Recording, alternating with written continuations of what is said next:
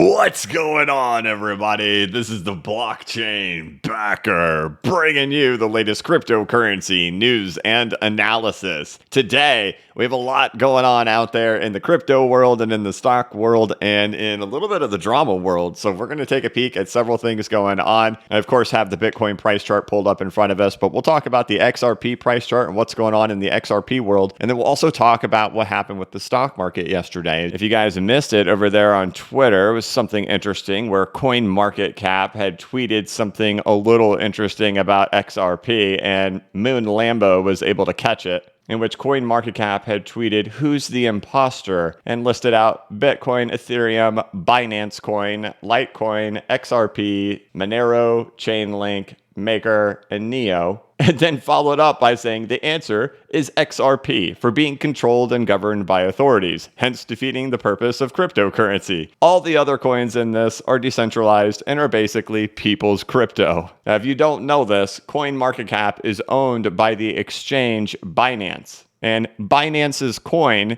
is ranked number 4 on CoinMarketCap and technically number 3 if we don't count Tether, which is a US dollar peg stablecoin. So really, Binance is number 3, and they own this website, right? And of course, they own the Twitter account for CoinMarketCap. And this has the internet in an uproar, but you'd have to say, well, why is it? Of course, nobody likes seeing their coin get attacked, but this is not the first offense by Binance and not the first offense by CoinMarketCap. If you remember back in May of 2021, CoinMarketCap, owned by Binance, had altered the total circulating supply of XRP down to 35 billion, which reduced its market cap, shuffling it down the list to number 5. This, by default, placed Binance Coin dead in the middle of Ethereum and Dogecoin during the Ethereum and Dogecoin hype and with Elon Musk and all the excitement. So Binance's coin got placed right there in the middle of these two by altering the circulating supply of XRP to shuffle it down the list. So this is not the first time CoinMarketCap has committed an offense against XRP. So there's certainly some frustration out there regarding CoinMarketCap pulling off a move like this. Although I would love to sit here and do on this massive bubble of a 10,000% price increase over here on BNB and the fear of a 90% crash in the cards for BNB. I'm not going to.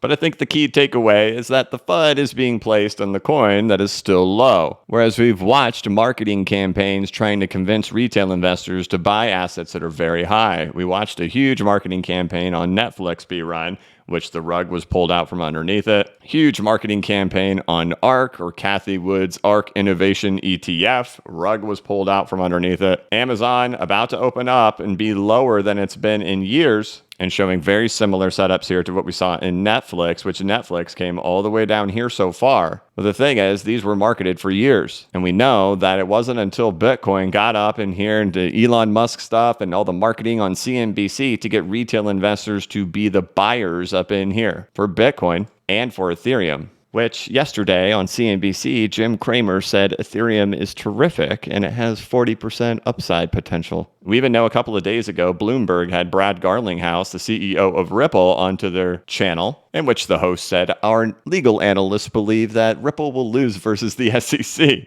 So we're getting like a multi-back-to-back FUD campaign being run against Ripple, being run against XRP. Meanwhile, the illusion that, hey, buying all these really high ones like Ethereum, which ran up 6,400%, these are safe to buy. But we are watching over there in the stock market of those particular assets that were marketed to retail investors collapse on themselves. And if we recall, Cathie Wood is saying that Bitcoin's going to $500,000, Tesla to $5,000. And we're seeing what's happening with the ARK Innovation ETF. So it's pretty interesting to see the nervousness come out of these people to bash XRP. By all means, bring it. I find it pretty ironic that Binance, the owner of CoinMarketCap, the owner and creator and supply burner of Binance Coin, would call XRP centralized. Very ironic. And while it probably would upset people to see something like this come out of CoinMarketCap or Binance, the reality is this is the second major offense by Binance, by CoinMarketCap in which we saw back in May when Elon Musk went on to Saturday Night Live. At that time, those rankings were manipulated over there on CoinMarketCap, in which XRP was shuffled down the list. We tagged people. It was chaos on Twitter saying, hey, this is wrong. This is wrong. This went on for over a week that they left the rankings like this. It wasn't just a glitch that lasted for an hour. They left this thing sitting like this for a week to keep Binance coins sitting right there in the middle of Ethereum and Doge. So if they're coming at you, they got something they're worried about, and you must be doing something right. Move it along to the price charts. The action over here on Bitcoin is still uninteresting, sitting at the lows, waddling around down here at the bottom of the parallel channel that it's been residing in since January. Same thing goes for Ethereum, still just waddling around in this area. Like I said, if this thing follows the timeline that we've seen, it could be in here for like almost a month before a move down happens. The interesting thing about Jim Cramer's price prediction of a 40% rise on Ethereum is that it's actually like not that bad of a price prediction, right? It gets you right back there to the 702 Fibonacci retracement level for Ethereum. The thing that's not being included in there, and why, if this plays out like it's played out, is that it's actually going to lose 20% before it ends up making that run back up there in a typical ABC correction. So we'll see what his thoughts are on Ethereum if a move like this comes down next. If the next thing is, nope, it's crashing, nope, it's going to the ground, I think that's probably the thing we would like to see, right? We'd like to see Jim Cramer say something like that. I know there's a lot of memes out there to counter trade Jim Cramer, but I'm in that same thought process that it seems like there's probably about 40% left in Ethereum.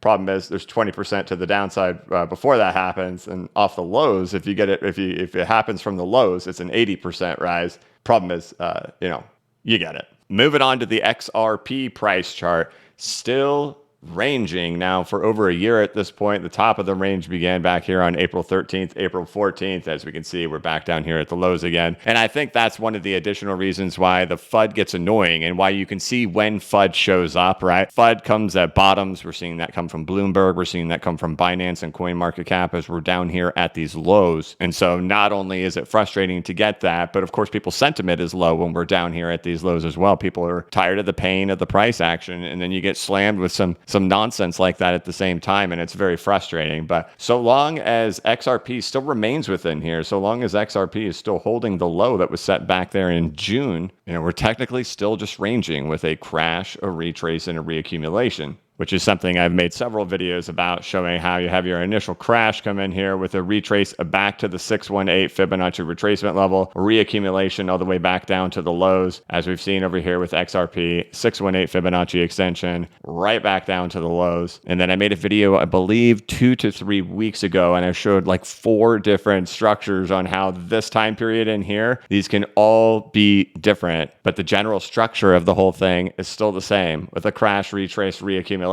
Reaccumulations can just go on for a while. So long as these lows are hold, still valid. But there's no question, as we're down in here, sentiment's taking a beating and not very tolerant of companies with potential alternative interests taking attacks. When we talked about XRP last time and talking about the accumulation structure that happened for it in 2017, it was the same thing, right? You had the crash, the retrace back to that 618 extension level again, just like this, the retrace level of 618, then reaccumulation. And as we saw back in 2017, like I was saying, reaccumulation, more and more, and then finally gone.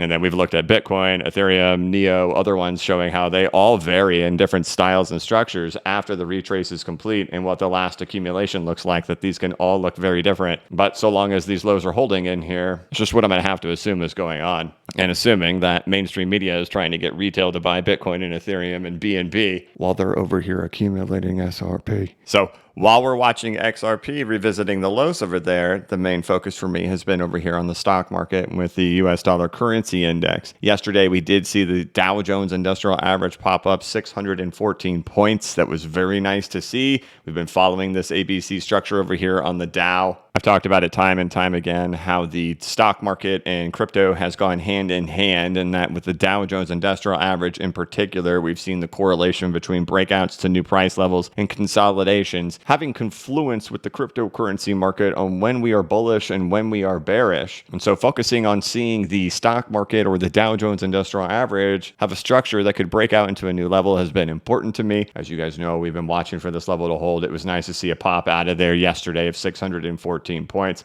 Kind of going into it with the mindset that, hey, this consolidation can still continue into next week based on our structure. So the fingernail biting is likely not to end just yet. Definitely want to see these levels hold. But so far, so good to see that pop out come in there yesterday. One of the other things we were looking at yesterday was the DXY, or the US dollar currency index, which is a measure of the value of the dollar versus a basket of 6 other currencies, one of them being the euro. And we were looking at the euro USD chart yesterday, EUR USD, seeing how this was a similar bottoming structure to what we saw happen down here for the cryptocurrency market back in 2019 and 2020. And that this would be kind of a capitulative throwback happening in here, and not necessarily that we're seeing an actual breakout happening over here in the dollar, but more that we're seeing the bottoming happening over here in the euro, where in crypto we saw an ABC show up in here after a long period of consolidation, and that we're seeing the same thing happening over here in the euro right now after a long period of consolidation, with these levels unable to take out their previous highs. So hopefully we see this thing wrap up soon. I titled yesterday's video like climatic event, because it really is.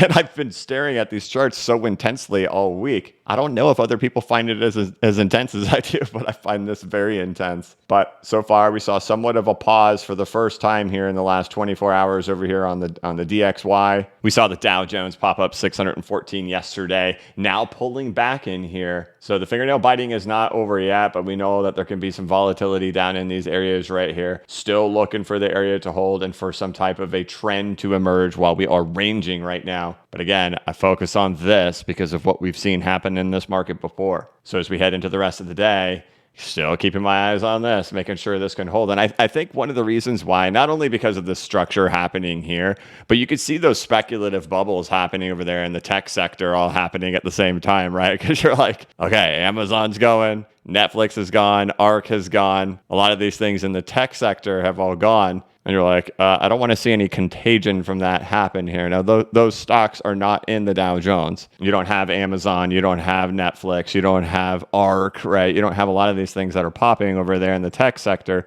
You do have Apple here, though, which Apple hasn't yet done anything to start breaking down like we're seeing the beginnings of over here on Amazon. We've already seen on Netflix and on ARK. But the good thing is all the analysis we've done throughout the years of having this channel has been focused on the Dow Jones. So we're still holding in here, optimistic. Even I took a stab and took a bite at the stock market yesterday. I posted on here, I bought ARK for the first time in my life today here at $46. They always say, don't try to catch a falling knife. You're bound to get cut. Wish me luck. In which I've taken a trade over here on ARK. And I'm not saying anybody to do this because this is absolutely a falling knife happening over here on ARK. But I've waited years for yesterday to finally happen. And the funny thing about that happening yesterday is that it's happening as the dollar gets back up to those price levels that it's at, or the DXY. It's happening with the Dow Jones where it's at, that ARK can reach this level at the same time. And so can Netflix. I'll point to the Netflix chart. And I'm going to show how ARK is looking in relation to Bitcoin's bubble pop. And I'll show how Netflix looks in relations to Ethereum's bubble pop. And that what you can see over here on ARK is that it has done about a 70% crash coming in here. And we can look at it and see the price levels at which it has come down to in here. And I'll put us on the daily time frame and kind of get a better look at it in here to see that we've pulled back down into these price levels, right? So you're down here back at the C19 levels of before the bubble went off and took off. And when Bitcoin popped back in 2018, I remember riding through this thing at the same time,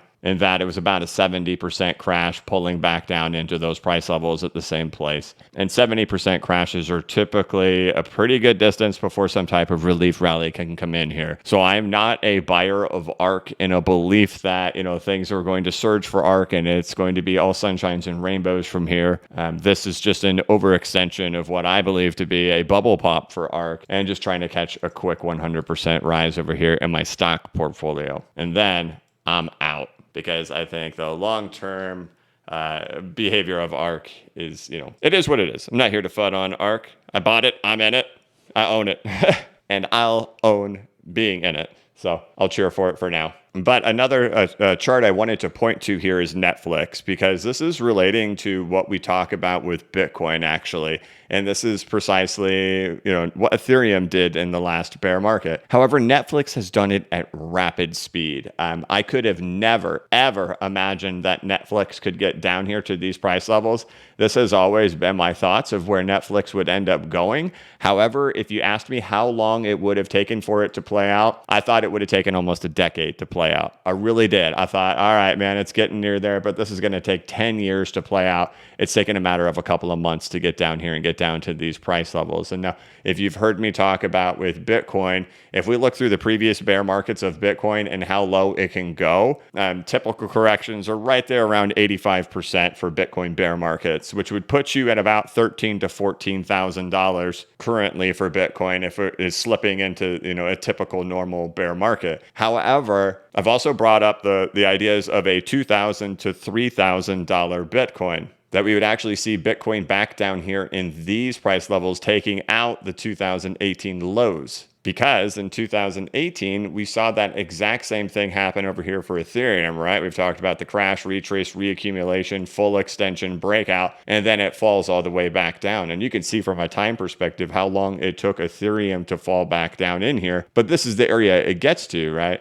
Takes out that low from the accumulation structure, and then the bottom of it is in. Look at that. That is what we have over here on Netflix. You have the crash, the retrace, the reaccumulation, the breakout, and then boom, all the way back down, taking out the low, and it's already here, just in lightning speed, right? But you notice how there's the crash, retrace, reaccumulation, breakout, crash, retrace, reaccumulation, breakout. And then what does it do? It goes down and takes out the lows that were set back in the accumulation phase for both of these assets. And that for Bitcoin to do this, right, you got the same thing going on in here, right? You see the crash, the retrace, the reaccumulation, how far deep down we saw Ethereum go in here and how deep down we saw Netflix go down in there. That's the justification of a $2,000 to $3,000 Bitcoin. Will it do that? Will it just have its standard correction or standard bear market where Bitcoin goes down to 13,000? Well, that's what we've seen every time, is it just goes to 13 or 14. But I've brought up that $2,000 to $3,000 argument before, and these are the reasons why. We've seen it happen in crypto before. It happened to Ethereum, and we just saw it happen to Netflix in the blink of an eye. So maybe the bulls are right. Maybe the bulls get lucky and I'm the one who's wrong. Maybe there's just one last little push for Bitcoin to happen. I'm not in the camp of believing that it will at all. Do not misconstrue what I'm saying.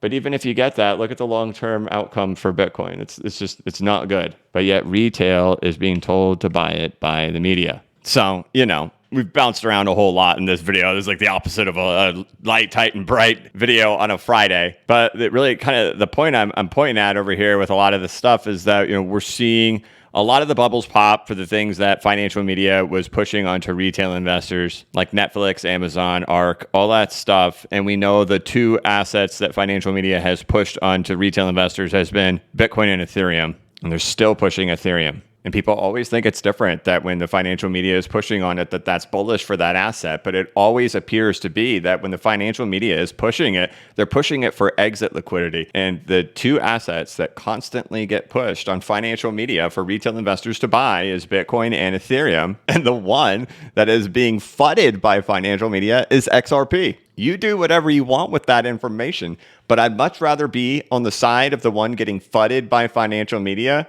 than be any of these assets that were getting YOLO treatment at their peaks to get retail investors to buy them. I'd much rather be on the side where financial media is trying to scare people out of buying it, because all the people who are in Bitcoin since 2017 know it was getting the negative treatment all throughout here. It was getting FUD treatment, the fight treatment, the criminal treatment, the underground basement dwellers and criminals were the people who were buying Bitcoin is the type of treatment it was getting. And it was not until it went off into this bull run, the financial media and CNBC personalities started telling everybody to buy it. And it's as if they're using their same playbook over and over again, and nobody really realizes it. So back to what we were talking about. Whatever we were talking about before that went off in that weird direction. The thing I'll be watching the rest of the day is going to be the Dow Jones Industrial Average to see if it can hold itself in here. Keeping an eye on that DXY to see if it still pauses out for the day, which it has so far. And I think a lot of crypto's price action is going to be dependent on seeing, stocks start to recover and the chaos kind of calm down over there. But so far, this is an optimistic sign happening over here in the Dow Jones Industrial Average and in the DXY. Otherwise, I think I'm going to wrap this thing up. I've kind of gone on a bunch of different tangents and rants in different directions, and I'm not really sure what the grand theme of this video was. There's a lot of FUD of XRP out there. The stock market, the Dow Jones Industrial Average, is still holding its level. It had a nice pop yesterday. It's pulling back today, still ranging, but still it's holding its level. DXY paused itself out, the US dollar currency index. Crypto's red for the day after a green day yesterday, still ranging. I think it's kind of dependent on what happens over there in stocks.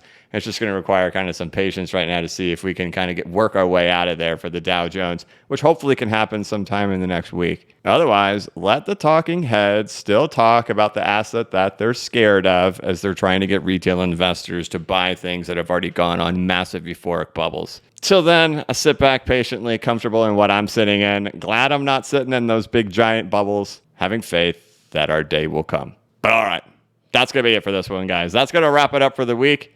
I hope that you guys are doing well. It's been a wild week. I'm still going to be glued to the charts. I'll be over there on Twitter throughout the day. If you're not following me on Twitter, you could follow me at bcbacker. Otherwise, if you're looking for something to do throughout the weekend, of course, you could check out bcbacker.com, which is a course I put together. But on that note, I'm going to go ahead and wrap this thing up. So thank you guys so much for watching. If you could, please like this video and give it a thumbs up. If you're new to the channel, please subscribe and hit the notification bell so you can be notified of when I create new content and when I go live.